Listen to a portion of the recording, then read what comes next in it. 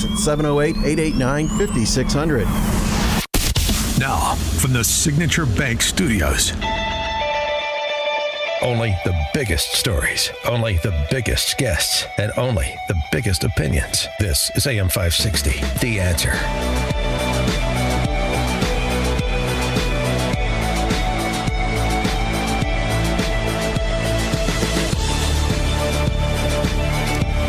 Top of the morning, Dan Proft here. Yesterday, President Trump posted this on Truth Social. I'm pleased to inform our many U.S. patriots that I am designating Antifa, a sick, dangerous, radical left disaster, as a major terrorist organization.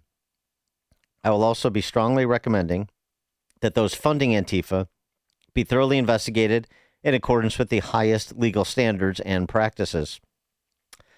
Antifa, a terrorist organization. What does that implicate? Well, it implicates a lot of federal resources, potentially. Kyle Scheidler had a good piece over at the American Mind. He's the director for Homeland Security and Counterterrorism at the Center for Security Policy. His piece, How to Dismantle Far-Left Extremist Networks. There's an interesting sort of compare and contrast to how the federal government here does it as compared to the governments in Western European nations. Some similarities, some differences. One of the things that he writes is too much of the categorization of extremist organizations, domestic terrorist organizations, has been sort of ideology neutral in terms of category. You know, it's the neutrality because you're trying to capture both those on one side and the other. For example, and that includes, racially or racially or ethnically motivated violent extremists. That's a group. It theoretically includes both black and white supremacist groups. But of course, in practice, the United States government spends its efforts targeting white supremacist groups and underemphasizes black supremacist groups. So, he goes on, for example, other categorizations. While federal law enforcement devoted 12 informants to the Governor Whitmer kidnapping case, which collapsed at trial over questions of how much of the plot was inspired by the government itself, all evidence suggested completely neglected to investigate the John Brown gun clubs, which have conducted numerous armed Antifa attacks on federal officers in multiple places around the country. I mean, we saw Antifa all but policing the streets of Portland during the aftermath of the George Floyd rioting, during and after. The president, writes Mr. Scheidler, must direct the creation of the far-left violent extremist category and implement its immediate use across all departments and agencies. While the actual name is up for debate, it must explicitly include anti-fascist, Antifa, anarchist, autonomous Marxist, socialist, Marxist-Leninist, Maoist, and communist extremists, and ensure that these distinctions are accurately and correctly defined. He argues that this approach is not radical. In fact, it's used by American allies like Germany's Ministry of the Interior's Federal Office for the Protection of the Constitution, which defines far-left extremism in precisely the way that he describes and has those subcategories that are delineated in reports that are compiled by the government and made available for the German people annually. He goes on to say, for too long, the government, media, and academia have minimized the extensive threat posed by far-left extremism, treating it as merely examples of single-issue activism. But cases like the BLM riots, Defend Atlanta Forest, Jane's Revenge, and the Palestinian campus encampments have all demonstrated that for far-left extremists, changing names and logos before taking action on behalf of your changing cause is standard operating procedure. By siloing these cases in different categories, federal law enforcement fails to document and fails to understand the danger posed by the far left at the strategic level. For more on this, we're pleased to be joined by Joseph Moreno, former federal prosecutor with the Department of Justice in the National Security Division, former staff member with the FBI's 9/11 Review Commission, and a U.S. Army combat veteran. Joseph Moreno, thanks for joining us again. Appreciate it. Hey, Dan. Good morning from Washington, D.C. Great to have you. So, what do you think about both the president's announcement and this sort of, it's just a bit sort of inside baseball, but this organizational and strategic approach that is outlined by Kyle Scheidler over at the American Mind? Well, Dan, the designation of Antifa has kind of been a long time in coming. When the riots happened in the last year of the first Trump administration in 2020, he explored this. At the time, Bill Barr at the Justice Department and Chris Wray at the FBI looked into it pretty extensively. Then, of course, the Biden administration came in, completely discarded this, turned a blind eye to left-wing extremism, and to the extent they paid any attention to these groups, of course, they focused on what they alleged were right-side groups. So it kind of died on the vine. Now that Donald Trump is back in, though, it's long overdue, but it's fantastic that he is focused on Antifa as both an ideology and a group of terrorist cells. And by identifying it, to your point, the number one thing is resources, right? So now this becomes a purely federal focus, but with the benefit of working with state and local authorities as well. So you're going to see task forces that are put together for the sole focus of identifying, infiltrating, investigating, and hopefully prosecuting cells of Antifa movements. And so it's a good thing. It's not a magic bullet. I would say all the hard police work still has to be done, but it both brings resources and it puts a spotlight on a group that has operated largely in the shadows, but has actually caused a heck of a lot of damage over the years. And it also gets to this network, the network infrastructure that I don't think people appreciate. You see like these people behaving badly on the streets, even violently on the streets, and think, oh, this is some sort of thing that was organically generated by something that happened, or as was described here, it's a one-off fight at a park or on the streets over a particular issue. But in fact, when you start digging in, as was done here, you see how the money flows through nonprofits that are policy advocacy organizations, foundations. There's crowdfunding as well, and I mean there are myriad organizations that are involved in one form or fashion with supporting a group like Antifa. Absolutely. I think that the gaslighting that we heard for a long time, that these were spontaneous, individual, peaceful protests, has been debunked for a long time now. Money flow, coordination, recruitment, even training of individuals. I would equate it a little bit to the Muslim Brotherhood, which is a movement that's existed for decades in the Middle East. It's not itself been identified as a organization, but like many terrorist organizations, it contains autonomous cells, groups that have been designated like Hamas and Hezbollah and ISIS and Al-Qaeda before that. And they operate very specifically because they're basically rabbit holed.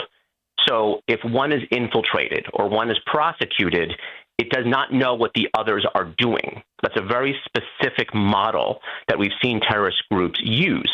And we believe that's what's happening here in the United States with Antifa. So it's long overdue that we're going to focus on this group. And I think the most stark example is probably very likely that there was some involvement here with respect to Tyler Robinson and the assassination of Charlie Kirk last week. He's made specific references to family members that were understanding about the fact that he took this ideology and he felt that Kirk was spreading hate and needed to be silenced. He made very specific Antifa-type etchings on the shell casings, as reported by the Governor Cox of Utah, and now in the indictment that came out yesterday, the charging document.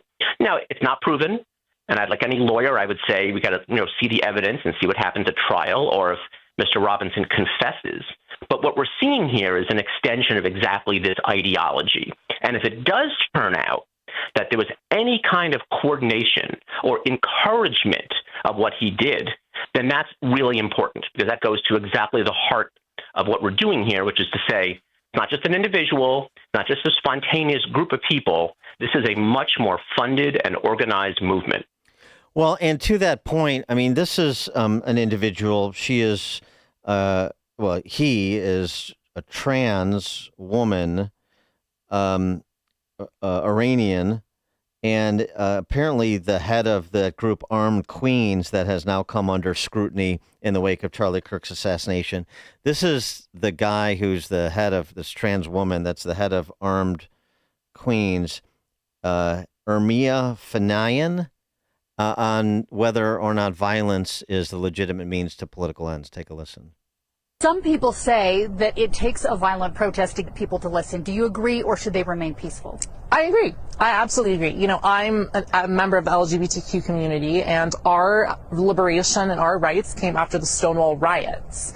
That's something that a lot of people don't like to talk about, is that, you know, the LGBTQ movement started with Stonewall riots. I wouldn't even be able to be a student at this school if it wasn't for a violent riot that took place within a span of 3 days.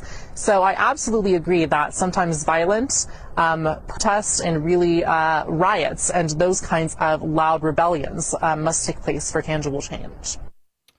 I can see why queer armed queens, I should say, is under scrutiny. Can't you? Sure. And whenever you have a group that's coalescing under a name with membership, with funding, they should be scrutinized. And again, I'll say, as any good lawyer should, no one should be presumed guilty. No one should be presumed complicit. Right. But yeah, they should be investigated. And when they make references to things like that their rights were violated, and they're somehow trying to justify rioting or looting, that's where free speech gets into something criminal. And I'm hearing also a lot since last week's assassination of Kirk, a lot of talk, well, there's First Amendment rights and there's hate speech, and that Kirk purportedly perpetuated hate speech, and that somehow justifies violence. I don't even like the term hate speech. That really has no legal meaning. Yep. It's speech.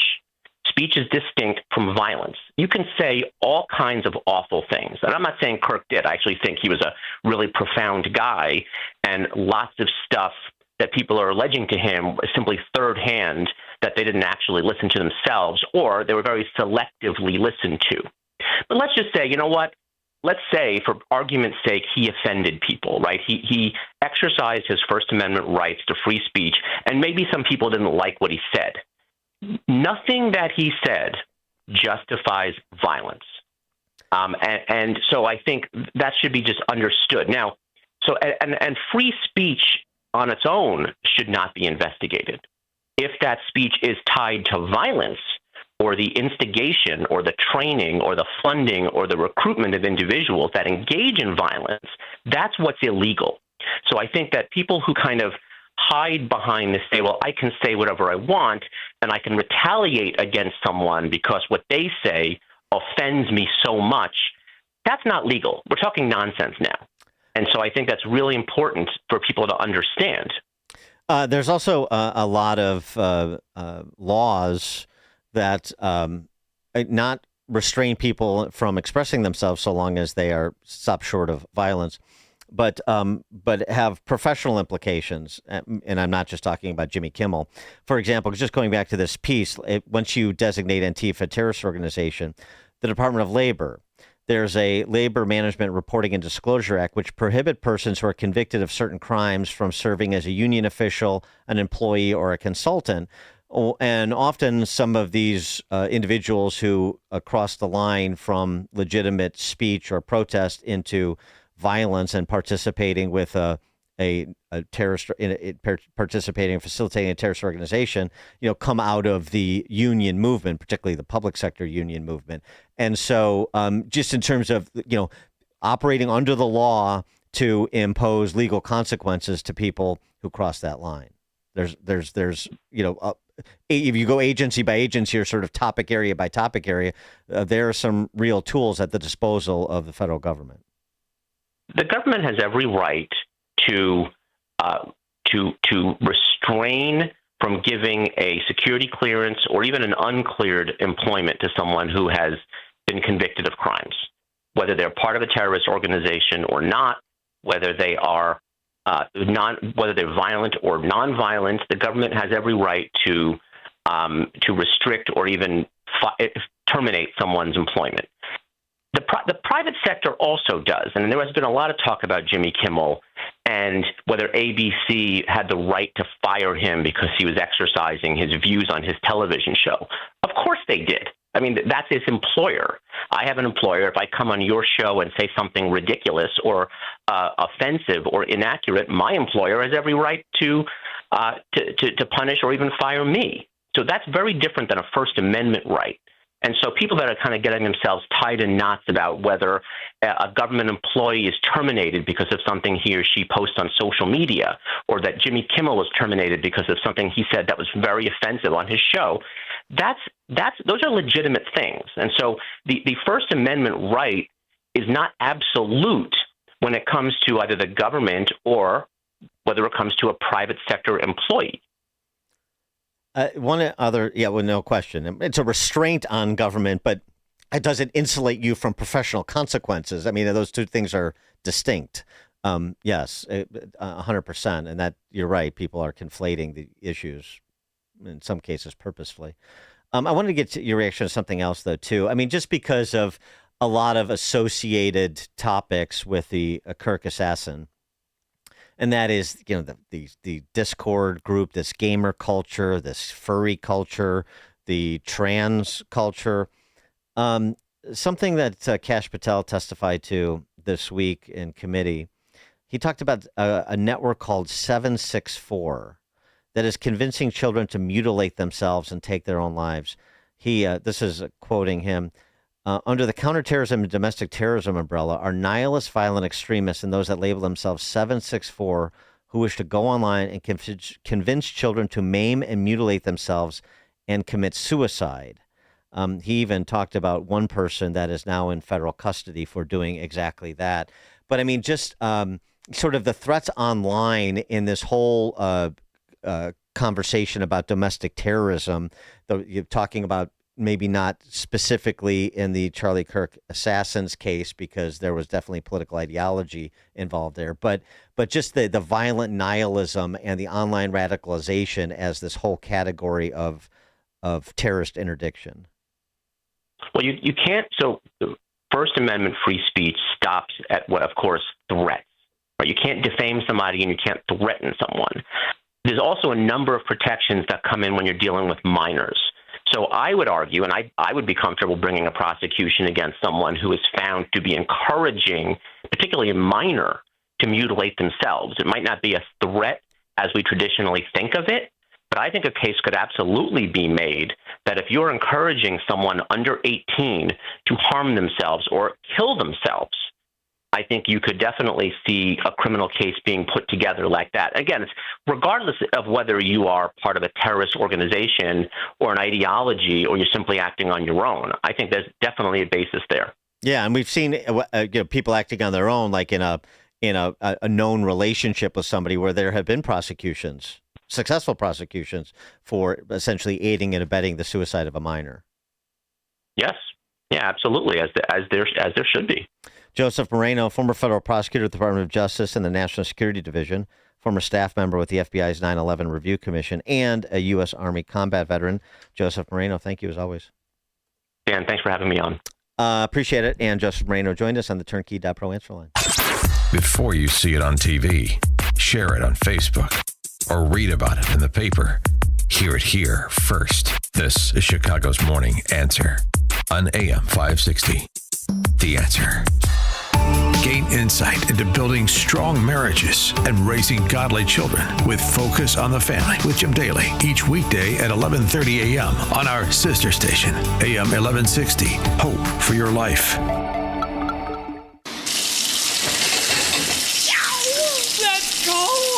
Don't get stuck with a cold shower this fall. Give CenterGuard Plumbing a call. Get a new 40-gallon water heater installed for just $1,195 for standard installation, or a 50-gallon heater for $1,295 standard installation. A proud new sponsor of AM 560, CenterGuard is offering specials on new